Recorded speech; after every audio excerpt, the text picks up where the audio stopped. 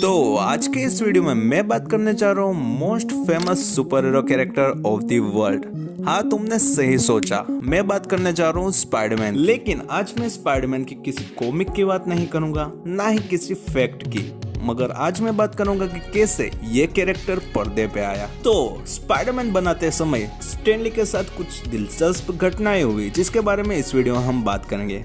तो video title है the man behind Spiderman. तो जब स्टैनली ने पहली बार स्पाइडरमैन को बनाया था तो मकड़ी को ध्यान में रख के उसने स्पाइडरमैन को बनाया नहीं था, बल्कि एक मक्खी के कारण उसे स्पाइडरमैन बनाने का आइडिया आया था। तो जब स्टैनली अपने रूम में एक नया कैरेक्टर बनाने का सोच रहा था, तब उसके साथ एक घटना हुई।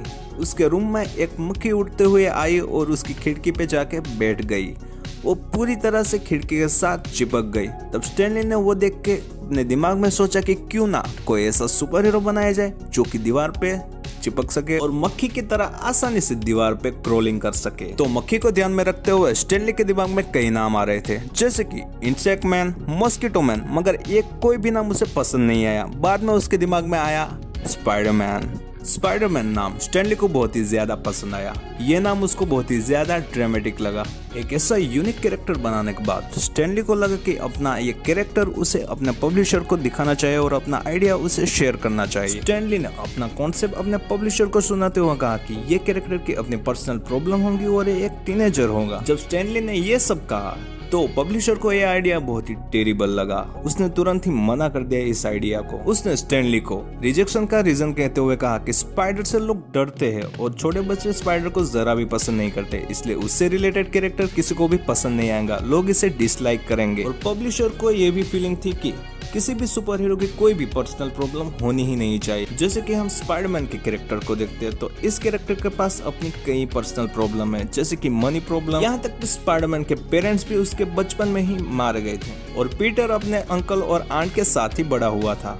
यानी कि पीटर के पूरे जीवन में केओस ही केओस था और ये आइडिया पब्लिशर को पसंद नहीं आया था। और उस दौर में टीनेजर को हमेशा साइड कैरेक्टर के रूप में ही रखा जाता था, यानी कि मेन कैरेक्टर के रूप में एक मैच्योर कैरेक्टर ही होता था और स्पाइडरमैन तो एक टीनेजर ही है। इसलिए पब्लिशर को लगा कि ये आइडिया लोगों को जरा भी पसंद नहीं आएगा कि एक टीनेजर को मेन कैरेक्टर बना दिया। पब्लिशर के ऐसे सटीक रीजन देख के स्टैनली भी सोचने लगा कि शायद ये कैरेक्टर इतना इफेक्टिव नहीं होगा, लोगों को ये कैरेक्टर जरा भी पसंद नहीं आएगा।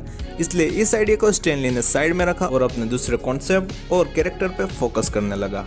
लेकिन कौन जानता था कि पब्लिशर के सारे पासे उल्टे पड़ने वाले हैं। दुनिया इस कैरेक्टर को वर्ल्ड का बेस्ट सुपर हीरो मानने के लिए मजबूर होने वाली थी। स्टैनली ने मान तो लिया था कि इस कैरेक्टर पे अब वो काम नहीं करेगा, लेकिन उसके दिमाग में ये कैरेक्टर घूम रहा था। उस रात स्टैनली ने कुछ डिसाइड किया कि क्यों ना एक कॉमिक निकाली जाए, जो कि एक ट्रायल कॉमिक होगी, जिससे पता चलेगा कि लोगों को ये कैरेक्टर पसंद आता भी है या फिर नहीं। स्टैनली को कुछ भी आइडिया नहीं था कि आगे जाके इसकी और रिलेटेड कॉमिक निकालेंगे या फिर नहीं, लेकिन स्टैनली ने एक हिम्मत की। अब ये ट्रायल कॉमिक लोगों को बहुत ही ज्यादा पसंद आने लगी। पब्लिशर ने कहा था उससे बिल्कुल उल्टा सब होने लगा। प्रॉब्लमेटिक सुपर हीरो स्पाइडरमैन लोगों को पसंद आने लगा और बाद में तो तुम्हें पता है कि स्पाइडरमैन कितना फेमस हो गया।